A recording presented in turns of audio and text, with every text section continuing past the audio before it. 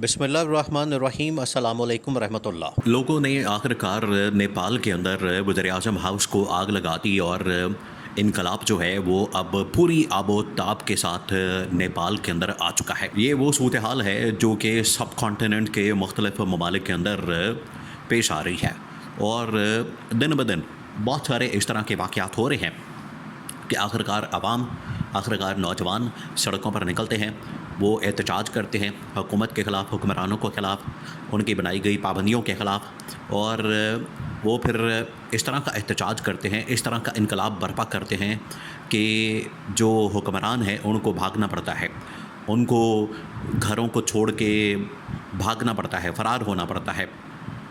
लोग उनके घरों पर धापा बोल देते हैं, लोग उनके घरों पर हमला कर देते हैं।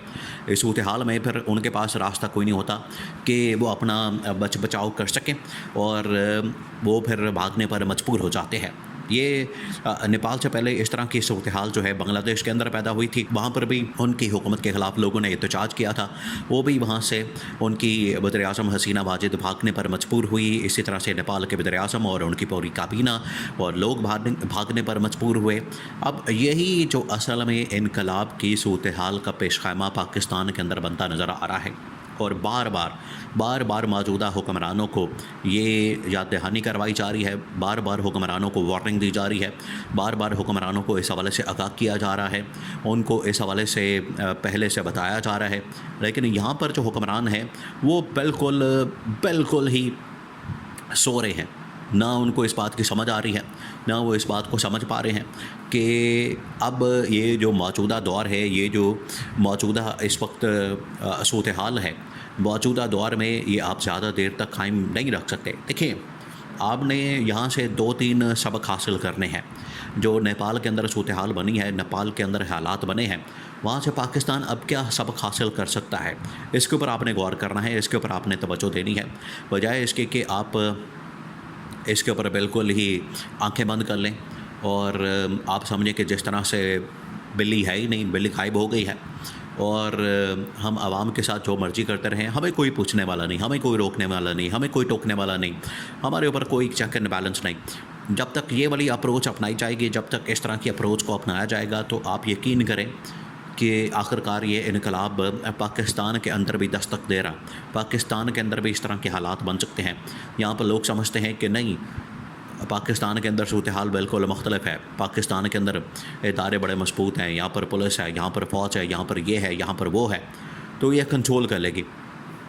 लेकिन जब इनकलाब आता है तो फिर वाकई में वो लोग आके इसी तरह की सूरत हाल बना देते हैं, जिस तरह से बांग्लादेश के अंदर बनी, जिस तरह से नेपाल के अंदर बनी और ये पाकिस्तान के अंदर भी बन सकती है।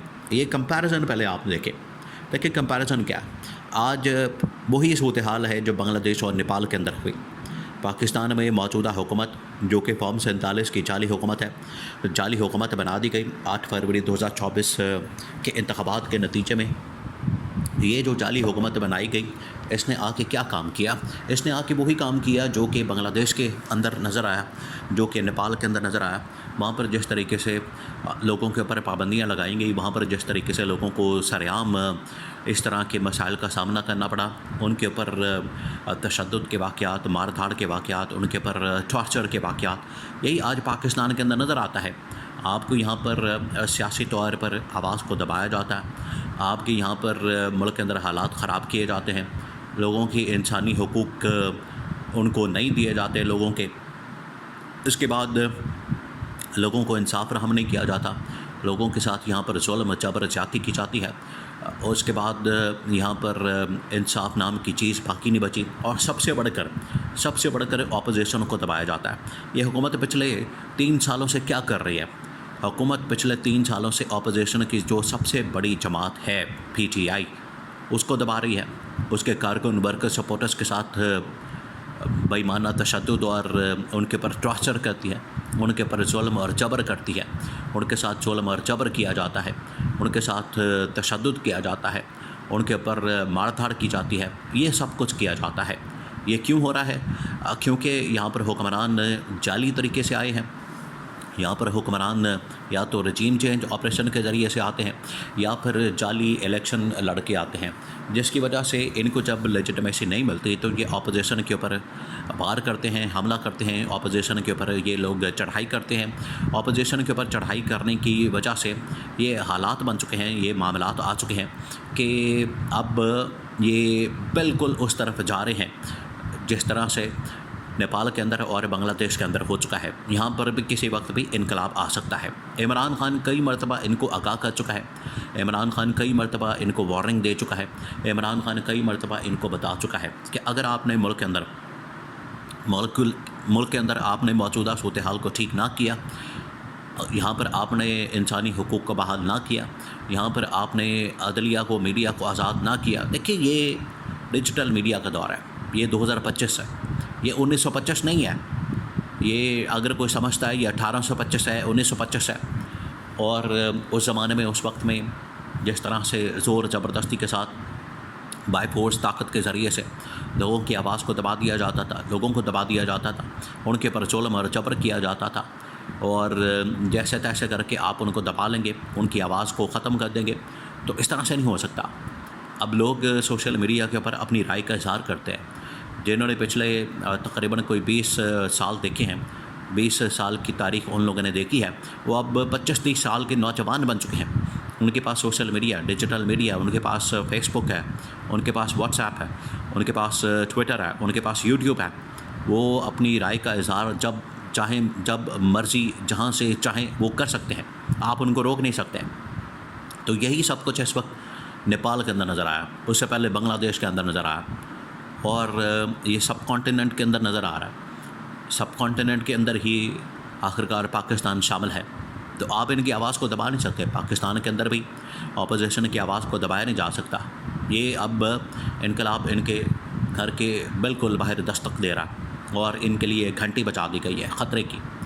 اب یہ ان کے اوپر ڈپینڈ کرتا ہے کہ یا اس وارننگ کو سمجھ آتے ہیں، اس وارننگ کو سنجیدہ لیتے ہیں، اس وارننگ کو سنجیدہ لیتے ہوئے حقی میں یہ کوئی حل تلاش کرتے ہیں، اس کا سلوشن نکالتے ہیں، یا یہ پھر عوام کے ساتھ اسی قسم کا سلوک کرتے ہیں، اور پھر یہ تیار ہو جائے کہ لوگ ان کے اوپر بھی حملہ آور ہوں گے، پھر یہ تیار ہو جائیں اس طرح کی سچویشن کا سامنا کرنے کے لیے، بھاگنے کے لیے۔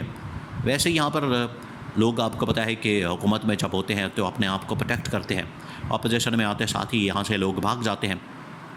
پاکستان کے اندر تو وتیرہ یہی ہے، پاکستان کے اندر تو ان لوگوں کی جانب سے یہی حربہ استعمال کیا جاتا ہے، یہی ہتھ کنڈا استعمال کیا جاتا ہے۔